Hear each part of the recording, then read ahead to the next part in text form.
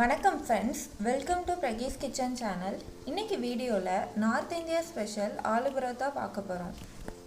வீடியோக்குள்ளே போகிறதுக்கு முன்னாடி நம்மளோட பிரகீஸ் கிச்சன் சேனலை சப்ஸ்கிரைப் பண்ணிவிட்டு பக்கத்தில் இருக்கிற பெல் ஐக்கானை கிளிக் பண்ணிக்கோங்க. அப்போ தான் அடுத்தடுத்து போடுற வீடியோ உங்களுக்கு உடனுக்குடன் வந்து சேரும்.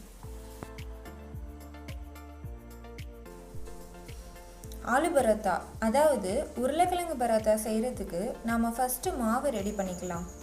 ஃபஸ்ட்டு ஒரு கப்பு கோதுமை மாவு எடுத்துக்கிட்டு கொஞ்சமாக உப்பு சேர்த்துக்கலாம். அப்புறம் கொஞ்சம் கொஞ்சமாக தண்ணி ஊற்றி மாவு பிசையணுங்க.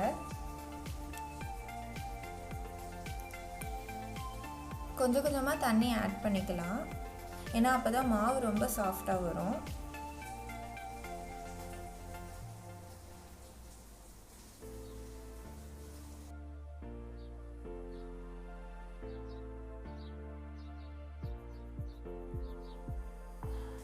ஒரு 10 மினிட்ஸ் மாவு பிசையணும்.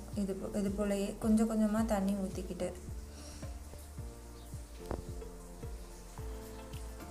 இப்போ பாருங்கள், மாவு சூப்பராக வந்துருச்சுங்க.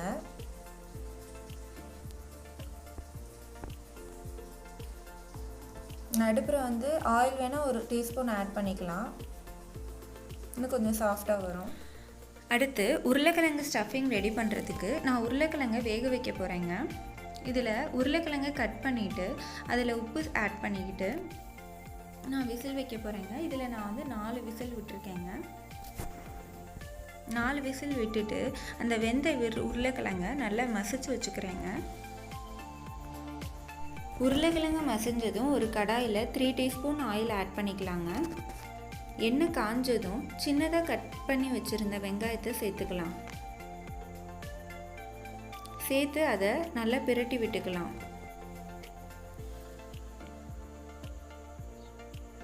ஒரு 2 நிமிஷம் வதக்கலாங்க. 2 நிமிஷம் ஆனதும் உப்பு கொஞ்சம் ஆட் பண்ணிக்கலாம். இஞ்சி பூண்டு விழுது கொஞ்சம் ஆட் பண்ணிக்கலாம். ஆட் பண்ணி அதையும் பிரட்டி விட்டுக்கலாம். ஒரு 2 நிமிஷம் கழித்து நம்ம மசிச்சு வச்சுருக்கிற உருளைக்கிழங்கை சேர்த்துக்கலாம். சேர்த்து அதையும் பிரட்டி விட்டுட்டு அப்புறம் அது கூட 1 டீஸ்பூன் மிளகாய்த்தூள், 1/2 டீஸ்பூன் சீரகத்தூள், 1/4 டீஸ்பூன் மஞ்சத்தூள், இது 3ஐயும் சேர்த்து நல்லா கிளறி விட்டுக்கலாம்.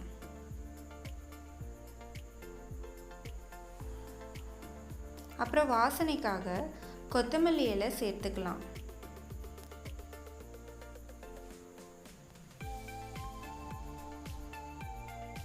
கொத்தமல்லி இலை வாசனைக்காக சேர்த்துட்டு அதையும் நல்லா கிளறி விட்டுட்டு அடுப்பை ஆஃப் பண்ணிடலாம்.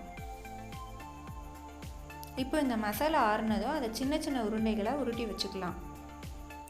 இப்போது ஊற வச்சுருந்த கோதுமை மாவை எடுத்து அது சின்ன உருண்டைகளாக உருட்டி மாவை தேய்க்கலாம். உருண்டையில் வரமாவு தேய்ச்சிக்கிட்டு மாவு தேய்க்க ஆரம்பிக்கலாம். மாவை ரொம்ப மெல்லிசாக தேய்க்க வேணாம், கொஞ்சம் மொத்தமாகவே தேய்க்கலாம். அப்போதான் உருளைக்கிழங்கு மசாலா உள்ளே வைக்கிறப்ப மாவு கொஞ்சம் பிஞ்சிடாமல் வரும். இப்போது மாவுக்கு நடுப்புற நம்ம உருளைக்கிழங்கு மசாலாவை வச்சு மடிப்பெடுக்க ஆரம்பிக்கலாம். கொஞ்சம் கொஞ்சமாக மடிப்பெடுத்து அதை சுற்றியும் மடிப்பை சேர்த்துடணும். ஒவ்வொரு மடிப்பாக சேர்த்துட்டு அதை எல்லாத்தையும் ஒன்றா சேர்த்து அதை நம்ம சுருட்டி வச்சுக்கலாம். சுருட்டி வச்சுக்கிட்டு மீதி இருக்கிற மாவை எடுத்துடலாம்.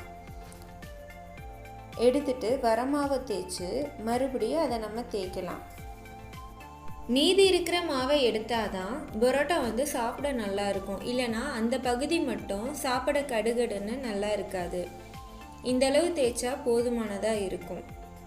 இப்போது அடுத்து தோசைக்கல்லில் சூடு பண்ணி அதில் 2 டீஸ்பூன் ஆயில் ஊற்றிட்டு நம்ம செஞ்சு வச்சுருந்த பரோட்டாவை போட்டுக்கலாம். பரோட்டா உள்ளார உருளைக்கிழங்கு ஸ்டஃபிங் இருக்கிறதுனால இது கொஞ்சம் வேக லேட் ஆகும். இது இன்னும் 2 டீஸ்பூன் ஆயில் ஊற்றிட்டு இதை மீடியம் ஃப்ளேம்லேயே நம்ம வச்சுக்கலாம். 2 நிமிஷம் கழித்து பரோட்டா நல்லா வெந்துருச்சு. இது 2 பக்கமும் நல்லா வெந்ததுக்கப்புறம் நம்ம அடுப்பை ஆஃப் பண்ணிடலாங்க. அவ்வளோதாங்க, இப்போ சூப்பரான சுவையான ஆலு பரோட்டா ரெடி ஆயிடுச்சு. இதுக்கு தயிர் வெங்காயம் ரெண்டும் பெஸ்ட்டு காம்பினேஷனாக இருக்கும். நீங்களும் இந்த பரோட்டா செஞ்சு பார்த்துட்டு உங்கள் கமெண்ட்டை கமெண்ட் பாக்ஸில் சொல்லுங்கள்.